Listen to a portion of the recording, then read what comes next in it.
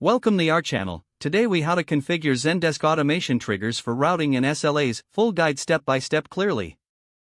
Start by logging into your Zendesk account. From the dashboard, navigate to the Admin Center by clicking the gear icon in the sidebar. Once in the Admin Center, locate the Business Rules section. Click on Triggers. Next, click the Add Trigger button to create a new automation rule. Begin by naming your trigger clearly to reflect its purpose. Set a description to provide context for future reference. Choose the appropriate conditions that must be met for this trigger to activate. For example, select Ticket is created if you want the trigger to respond to new tickets.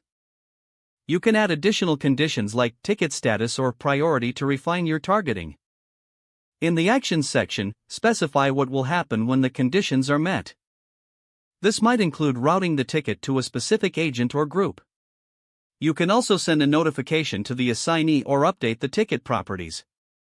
If you are configuring service level agreements, navigate to the SLA Policies section. Click on Add Policy to define new SLA rules. Set the criteria for when the SLA applies, such as ticket priority levels.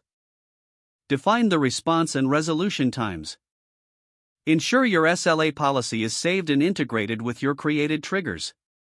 Once everything is configured, test your new automation to ensure it works as expected. Monitor ticket handling through the reporting tools available in Zendesk. Review and adjust your triggers and SLAs as needed based on performance metrics. This will ensure your automation remains effective over time. With this setup, you'll streamline your ticketing process and enhance customer satisfaction. If the page does not load, refresh the browser or try again in a private or incognito window.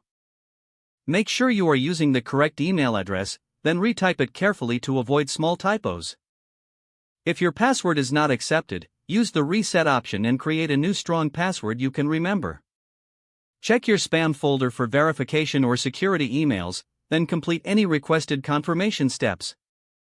Enable two-factor authentication if available to improve account security and reduce unauthorized access risk.